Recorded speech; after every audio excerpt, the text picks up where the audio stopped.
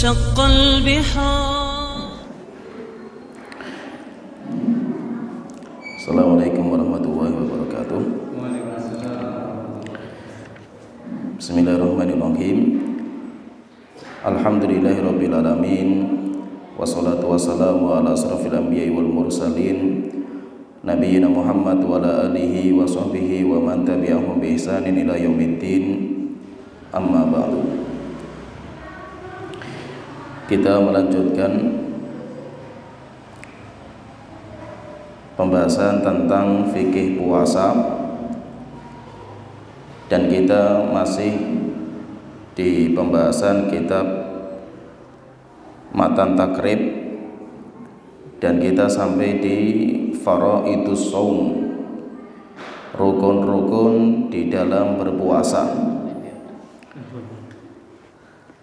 yaitu rukun dalam puasa itu ada 5. Kata Imam Abi Syuja, beliau mengatakan wa faraidus shaumi khamsatu asya.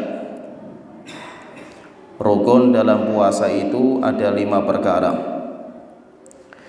Siapa yang tidak mengamalkan 5 perkara ini, maka puasanya batal. Yang pertama an-niyatu. Yang pertama niat. Dan telah kita sebutkan bahwa niat itu ada 2. Kalau puasa wajib, maka niatnya itu malam hari sampai sebelum subuh. Jika sampai subuh dia belum punya niat, maka puasa fardunya tidak dianggap, tidak sah. Kemudian kalau puasanya itu sunnah, maka boleh niatnya itu kapan saja. Misalkan kita niat puasa sunnah itu jam 8 pagi, selama kita belum makan dan minum, maka puasanya sah. Kemudian kedua, rukun yang kedua itu al-imsak anil akli wasyurbi, menahan makan dan minum. Yang dimaksud dengan makan dan minum itu adalah makan dan minum dari semua jenis, baik padatan maupun cairan, yang dimanfaatkan oleh tubuh maupun tidak.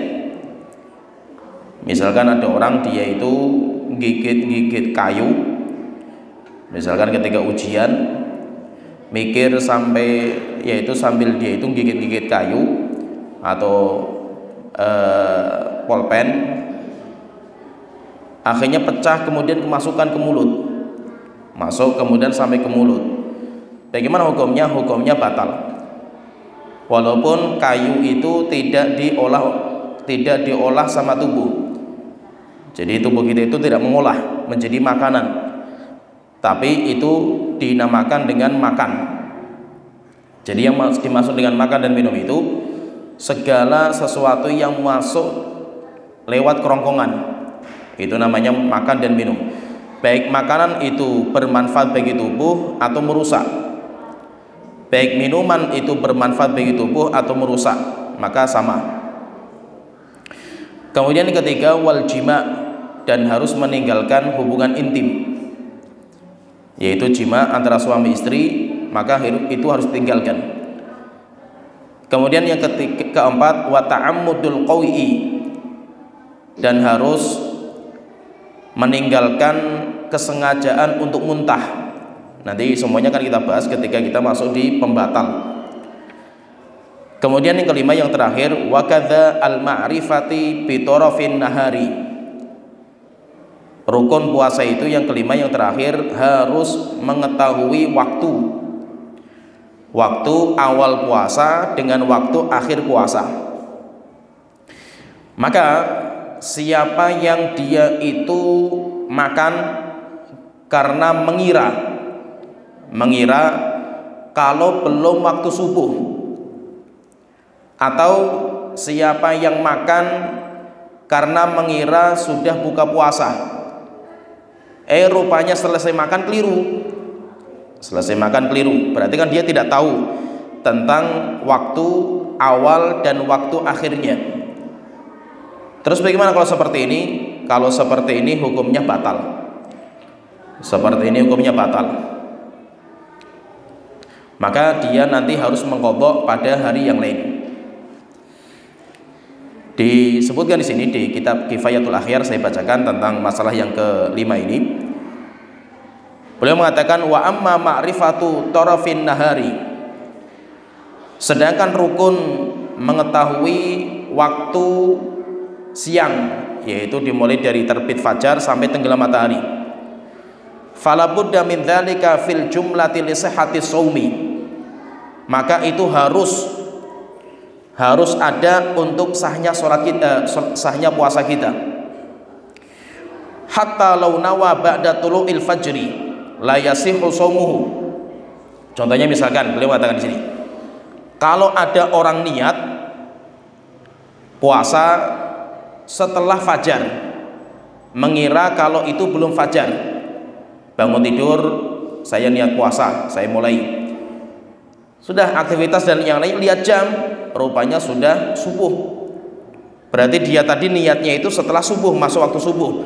Maka kalau seperti ini, la yasihhu shaumuhu, puasanya tidak sah.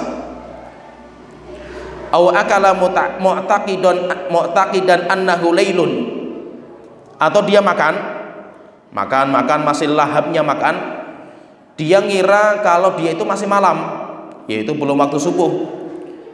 Wa kana qad qala al-fajru, rupanya ketika lihat jam, rupanya sudah masuk waktu subuh. Cuma nggak dengar azan karena mungkin hujan deras misalkan, nggak dengar azan, dia nganggep masih malam ini, masih sahur dia itu. Padahal ketika lihat jam, rupanya sebenarnya sudah subuh.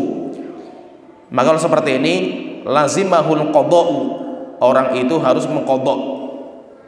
Batal puasanya bukan berarti kalau batal puasanya itu dia boleh makan dan minum lagi, bukan.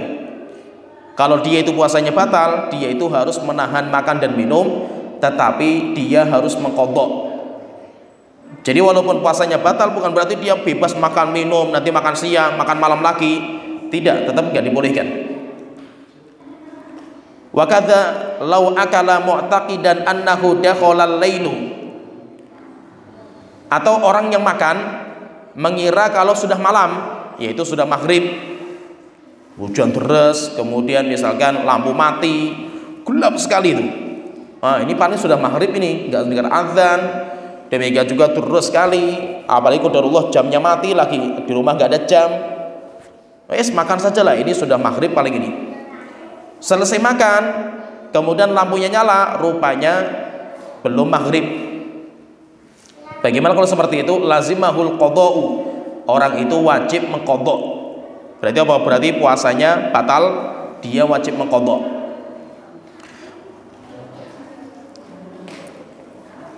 Nah, jadi intinya di sini orang yang puasa itu harus dia itu yakin dengan ilmu jika sudah masuk waktu subuh, dan yakin bahwasanya dia itu sudah masuk waktu maghrib, akhirnya dia itu berbuka.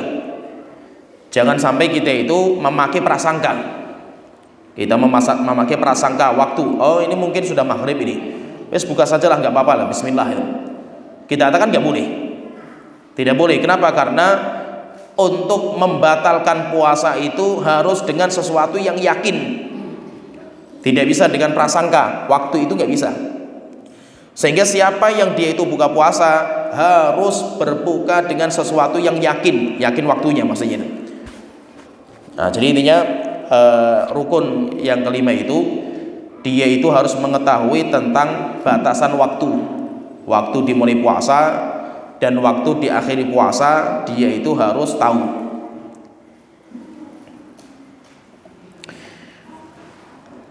Kemudian kita masuk pembahasan yang berikutnya. Beliau mengatakan walladzi yuftiru bihi shaimu asyratu asya. Yang membatalkan puasa ada 10 macam. Ada 10 perkara yang membatalkan puasa.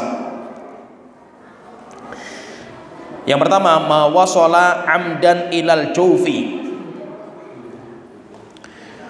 Sesuatu yang masuk secara sengaja ke kerongkongan. Masuk di kerongkongan. awir roksi, atau masuk lewat kepala. Kepala itu maksudnya telinga, kemudian hidung, walaupun tidak masuk kerongkongan langsung, tapi masuknya lewat hidung. Air itu masuk lewat hidung, maka itu membatalkan, karena lubang hidung dan kerongkongan itu satu. Wal huknatu min ahadis sabilaini. Kemudian yang ketiga, huknah, suntikan. Suntikan jika suntikannya itu adalah suntikan makanan. Wal qai'u amidan. Kemudian yang berikutnya, orang yang muntah dengan sengaja. Ini kita sebutkan ringkas dulu, semua kita sebutkan, nanti kita jelaskan satu persatu. Kemudian berikutnya, wal waqa'u fil farji, berhubungan intim lewat kemaluan. Wal ingzalu an mubasyaratin. Kemudian berikutnya, ingzal, keluarnya air mani karena berjumbu. Wal haidu, kemudian berikutnya haid. Wan nifasu, kemudian yang berikutnya nifas. Wal jununu, kemudian gila. Wariddah, kemudian yang terakhir yang ke-10 adalah riddah, murtad dari agama. Ya, jadi intinya di sini kita akan membahas tentang pembatal puasa. Pembatal puasa itu nanti ada dua. Jadi pembatal puasa itu nanti ada dua. Yang pertama, pembatal sahnya. Pembatal sahnya, sehingga kalau kita mengamalkan itu puasanya tidak sah, berarti batal. Maka dia nanti harus mengqadha di hari yang lainnya. Ini yang disebutkan oleh penulis, ada 10 macam, itu maksudnya pembatal sah. Sehingga puasanya tidak sah lagi. Kemudian yang kedua, pembatal pahalanya. Ada namanya pembatal pahala. Kalau pembatal pahala itu berkaitan dengan dosa. Orang puasa tapi dia masih berbuat dosa. Orang puasa tapi kelahi. Orang puasa tapi mencaci maki. Orang puasa tapi ngomongnya kotor. Nah, dosa. Jadi orang puasa tapi dia berbuat dosa. Batal nggak puasanya? Puasanya nggak batal. Puasanya sah. Tapi pahalanya yang batal. Contohnya juga misalkan ada orang tanya ke saya, Ustadz, kalau ada orang puasa Ramadan tapi dia nggak sholat 5 waktu, nggak sholat dia, tapi dia puasa gitu, puasanya sah nggak? Ya sah puasanya, selama rukun-rukun puasa dijalankan, puasanya sah. Tapi mungkin pahalanya hilang semua, disebabkan karena dosa. Kenapa? Dia meninggalkan sholat itu dosa besar. Sehingga ada dua perkara yang berbeda di sini. Yang pertama, sahnya ibadah. Yang kedua, pahalanya ibadah. Jadi ada sah, kemudian yang kedua ada pahala. Kalau berkaitan dengan sahnya itu biasanya berkaitan dengan rukun. Sahnya ibadah itu biasanya rukunnya. Kalau rukun itu dijalankan berarti ibadahnya sah. Sedangkan pahala itu nggak berkaitan dengan rukun. Biasanya nanti ada masalah yang lain kalau pahala itu. Oleh itu kalau kita sholat, kita puasa, kita haji, kita zakat, itu niatnya dua. Yang kita inginkan itu dua. Yang pertama, kita itu ingin dinamakan dengan istilah namanya bara'atu dhimmah. Bara'atu dhimmah itu menggugurkan kewajiban. Jadi kita ibadah itu tujuan pertama menggugurkan kewajiban, sehingga sudah tidak wajib lagi. Yang kedua, kita itu pengen ibadah itu mendatangkan pahala. Dan itu dua ini beda loh, dua perkara ini beda. Kalau menggugurkan kewajiban itu berkaitan dengan rukun sah, itu kalau berkaitan dengan sah itu namanya kewajiban gugur. Kemudian yang kedua berkaitan dengan pahala. Oleh karena itu terkadang ada orang ibadah sah tapi nggak ada pahalanya. Contohnya orang puasa misalkan ya. Orang puasa itu ada yang puasanya sah tapi nggak berpahala. Contohnya dia jalankan semua rukun-rukun puasa, tapi dia itu riba, tapi dia itu korupsi, tapi dia itu omongannya kotor. Maka apa? Maka sah puasanya, tapi mungkin batal semua itu pahalanya itu. Ada orang yang puasa berpahala tapi nggak sah. Kalau nggak sah berarti harus mengqadha di hari yang lain. Contohnya wanita yang haidnya itu di akhir-akhir. Dari awal sudah puasa dia itu, di tengah atau di akhir-akhir keluar darah haid, batal puasanya, harus diqadha. Tapi dia mendapatkan pahala. Ya, dia mendapatkan pahala. Kemudian yang ketiga, ada orang yang ibadah sah nggak sah dan nggak dapat pahala, sehingga dia harus mengqadha di hari yang lain dan dia nggak ada pahalanya. Kemudian yang keempat, yang terakhir, ini yang kita cari. Kita ibadah itu tujuannya supaya kita itu gugur kewajiban, sehingga di hari kiamat kita nggak dituntut sama Allah Ta'ala lagi. Kemudian yang kedua, kita itu pengen mendapatkan pahala sebanyak-banyaknya. Oleh itu kita terkadang kalau kita misalkan lihat ada hadis, misalkan Rasulullah mengatakan man ata arrafan, siapa yang mendatangi tukang ramal, fasa'alahu, kemudian dia bertanya kepada tukang ramal itu, lam tuqbal lahu sholatuhu arba'ina yauman, sholat 40 hari gak diterima.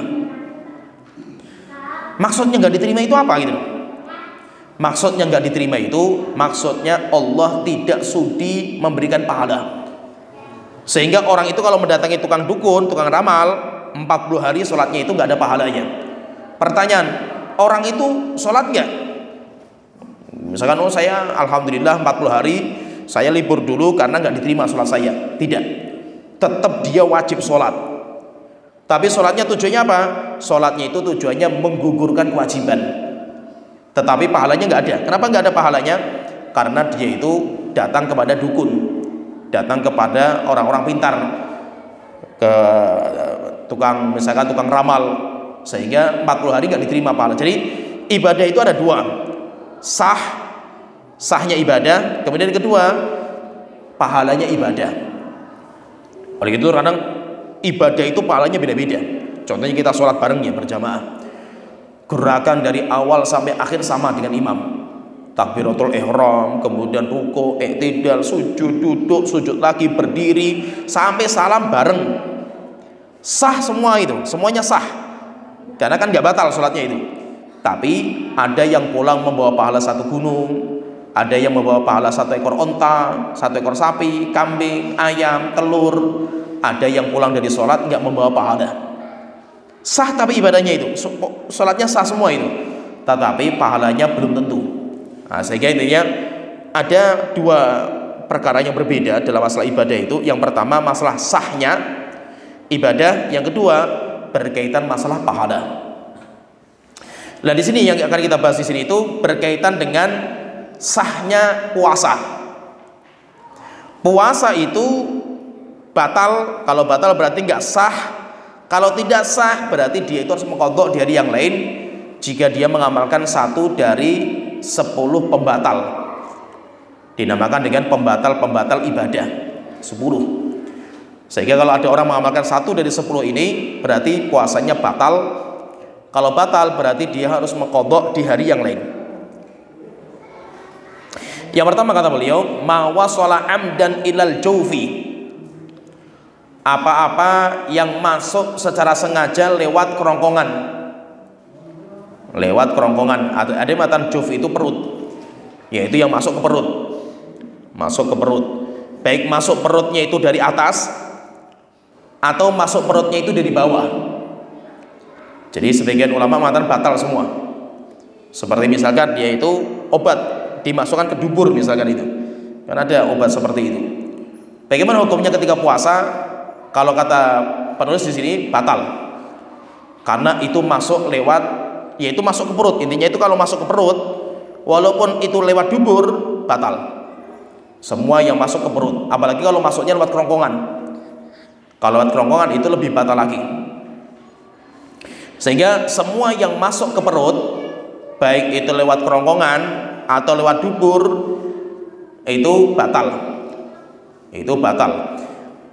Kenapa seperti itu? Kenapa batal? Karena itu bisa digunakan sebagai pengganti makanan dan minuman.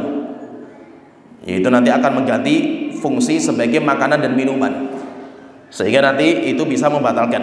Maka nanti makan minum, atau bukan hanya sekedar makan minum, tapi memasukkan sesuatu ke dalam kerongkongan atau dalam perut, maka itu membatalkan.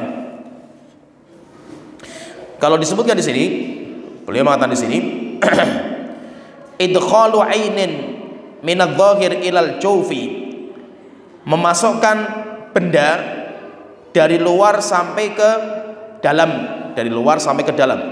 Wa arada syekhu bil jawfi al batnah, beliau mengatakan yang dimaksud dengan al jawf itu kata beliau adalah perut. Yang dimaksudkan itu adalah perut, sehingga masuk ke dalam perut, barang dari luar masuk ke dalam perut, maka itu membatalkan. Atau bendanya itu masuknya tidak ke perut, tapi masuknya ke kepala. Beliau mengatakan awir roksi, atau masuk lewat kepala. Kepala itu apa? Telinga. Yaitu kalau ada lubang di kepala itu ada telinga, kemudian ada hidung, maka kalau masuk sesuatu lewat situ batal. Masuk sesuatu lewat situ batal. Kecuali mata. Karena sebagian ulama mengatakan mata itu bukan bolongan, yaitu karena tertutup mata itu, sehingga itu bukan juf, itu bukan lubangan. Sebagian lagi ulama mengatakan karena antara mata sampai kerongkongan itu nggak ada jalur penyambungnya. Berbeda kalau hidung, sehingga kalau orang itu berwudu, berkumur-kumur, kemudian memasukkan air ke hidung sampai belabas masuk kerongkongan, kemudian sampai masuk ke perut, maka puasanya batal. Walaupun masuknya bukan lewat mulut, tapi lewatnya itu hidung. Kenapa? Karena itu ada jalur yang menyampaikan. Kecuali kalau itu bukan padatan. Contohnya misalkan bau, seorang mencium bau minyak wangi misalkan, masuk. Tapi itu nggak ada masalah. Kenapa? Karena itu bukan makanan dan minuman. Atau sebagian mengatakan orang mengobati penyakit asma, ya itu termasuk. Terkadang kan obat asma itu kan disemprot, itu semprot kemudian kan dimasukkan ke hidung, disedot gitu. Bagaimana ini? Ini hukumnya nggak ada masalah karena itu bukan sesuatu padatan, jadi bukan benda gitu. Itu kan cuma asap kan itu. Maka kalau seperti itu hukumnya nggak ada masalah. Termasuk juga yang tidak bisa dihindarkan, seperti misalkan debu, kan masuk juga itu, sesuatu yang masuk dalam hidung kita, debu, kotoran kan itu. Atau orang dia itu kerjanya di tepung misalkan, sehingga masuk dalam hidungnya itu kotoran gitu. Tetapi itu nggak bisa dihindarkan. Sehingga kalau tidak bisa dihindarkan, maka itu dimaafkan.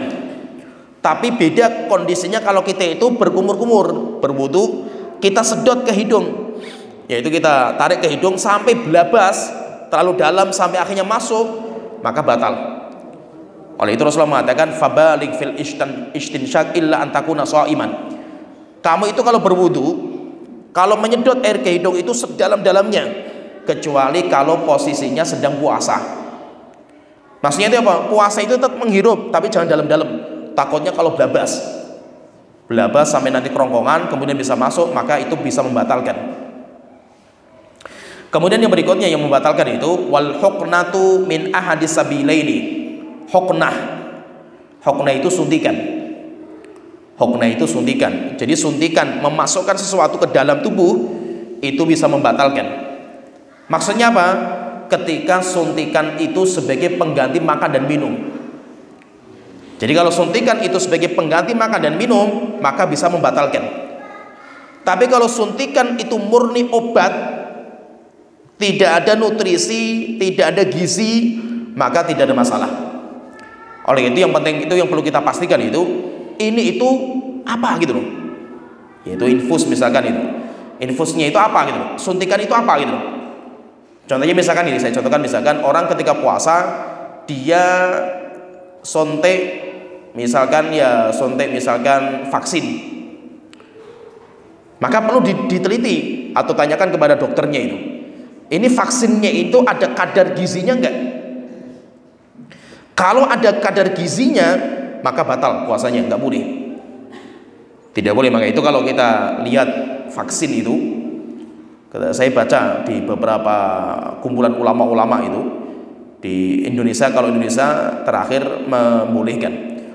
Tapi saya membaca di kumpulan ulama-ulama di Amerika, kemudian di Eropa itu banyak di antara mereka yang melarang. Yaitu ketika kondisi puasa dan mereka vaksin itu bisa membatalkan. Kenapa? Karena sebagian mereka mengatakan karena di dalam vaksin itu ada zat gizinya. Kalau itu gizi walaupun sedikit kemudian dimasukkan dalam tubuh lewat suntikan, maka berarti itu sebagai pengganti makan dan minum. Jadi maksudnya itu intinya gini. Suntikan ketika dimasukkan itu bisa digunakan sebagai pengganti makan dan minum tidak, itu intinya itu. Kalau bisa berarti batal.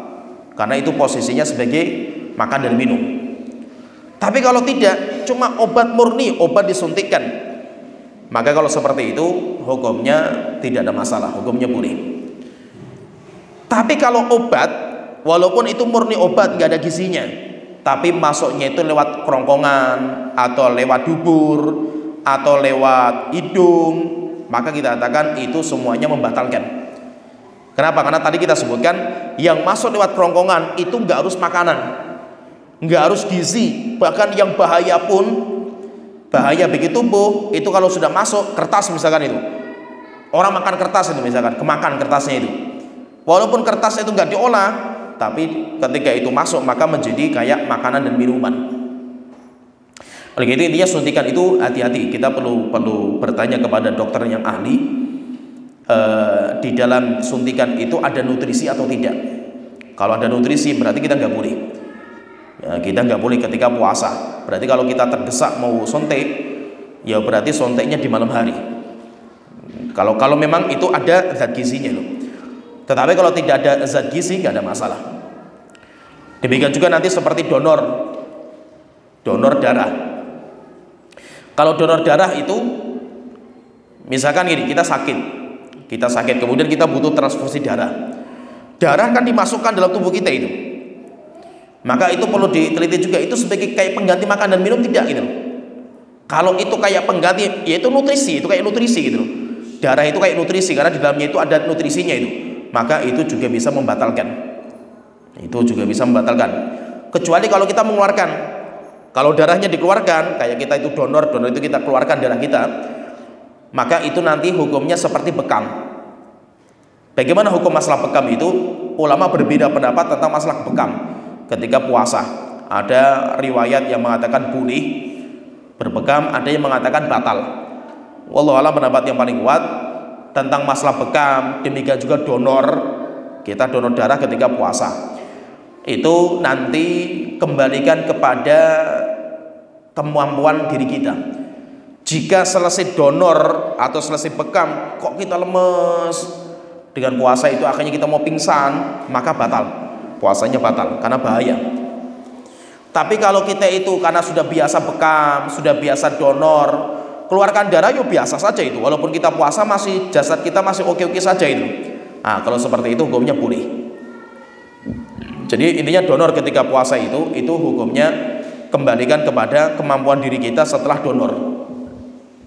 Jangan sampai kita paksakan puasa sampai akhirnya pingsan, sampai akhirnya kita itu fatal nanti kesehatan kita gara-gara itu, maka itu nanti bisa membatalkan. Jadi suntikan yang masuk dalam tubuh itu nanti dilihat, kalau itu nutrisi makanan maka itu membatalkan. Tapi kalau tidak ada makanan, tidak ada nutrisi, tidak ada gizinya, maka tidak ada masalah. Maka kalau kita itu mau suntik Ramadan misalkan, kita sakit, kita masih puasa tapi kita sakit, atau kita mau suntik apalah itu, ya itu nanti kita tanya kepada dokter dulu, ini ada nutrisinya atau tidak. Kalau ada berarti nggak boleh, kalau ada berarti kita nggak boleh. Kemudian yang berikutnya itu wal qai'u amidan. Yang berikutnya itu yang membatalkan itu orang muntah dengan sengaja. Jadi nanti muntah itu ada dua. Yang pertama, muntah tanpa disengaja, yaitu kita nggak bisa kita tahan gitu. Orang naik kendaraan atau karena sesuatu bau, sampai akhirnya dia itu muntah, dia tahan nggak kuat. Ketika dia itu sedang puasa, bagaimana kalau seperti ini? Maka puasanya tetap sah. Kenapa? Karena muntah yang tidak disengaja itu tidak membatalkan puasa. Tetapi muntah yang sengaja, kalau muntahnya itu sengaja, maka puasanya batal. Kalau muntahnya sengaja, puasanya batal. Muntah sengaja itu apa? Muntah sengaja itu maksudnya itu dia mengamalkan sebuah amalan yang kebiasaannya itu pasti muntah. Contohnya misalkan saya contohkan ya, orang itu kalau gosok gigi nggak pakai pasta gigi itu seringnya muntah gitu. Ada orang kayak itu misalkan. Dia puasa, kemudian gosok gigi beneran itu, akhirnya muntah beneran kan itu. Nah, maka batal. Kalau orang mengatakan, kan saya kan nggak sengaja muntah. Kamu nggak sengaja muntah, tapi kamu sengaja gosok gigi yang kebiasaan kamu itu muntah gitu. Maka itu batal. Contohnya lagi, mencium bau-bau tertentu. Ada orang misalkan sensitif. Dia kalau mencium bau tertentu muntah dia itu. Lah dia itu sengaja mencium bau itu, akhirnya muntah beneran itu. Nah, maka kalau seperti itu berarti batal puasanya. Jadi muntah itu nanti ada dua ini. Ada orang yang muntahnya itu nggak disengaja, dia tahan nggak bisa, tidak mampu. Seperti misalkan orang hamil. Orang hamil dia itu masih puasa. Boleh nggak? Nanti akan kita ada pembahasan sendiri orang hamil itu kayak apa. Puasa tapi sering muntah itu. Dia tahan nggak bisa itu. Bagaimana hukum puasanya? Hukum puasanya boleh. Atau dia puasa safar. Orang puasa safar kemudian di tengah jalan muntah-muntah itu. Karena kembung perutnya akhirnya muntah-muntah itu, mabuk di jalan akhirnya muntah-muntah. Bagaimana puasanya? Puasanya nggak ada masalah karena dia nggak disengaja. Tetapi kalau disengaja itu seperti dia itu masukkan jari-jari misalkan ya apalah itu sampai akhirnya muntah beneran itu, maka berarti dia itu dianggap sengaja muntah. Ya, jadi sengaja muntah itu bukan berarti orang itu sengaja memaksakan diri untuk muntah, bukan. Tapi dia itu sengaja mengamalkan amal-amal yang biasanya dengan amal itu dia itu muntah. Maka orang itu dihukumi dengan orang yang sengaja muntah. Ya mungkin sampai di sini pembahasan kita. Mudah-mudahan bisa bermanfaat. Nanti insya Allah kita lanjut lagi tentang pembatal puasa. Karena masih ada pembatal puasa yang penting yang nanti insya Allah akan kita sebutkan pada pertemuan berikutnya. Ya sampai di sini wa akhiru da'wana alhamdulillahirabbil alamin sallallahu alaihi Muhammad wa ala alihi wasallam. Assalamualaikum warahmatullahi wabarakatuh.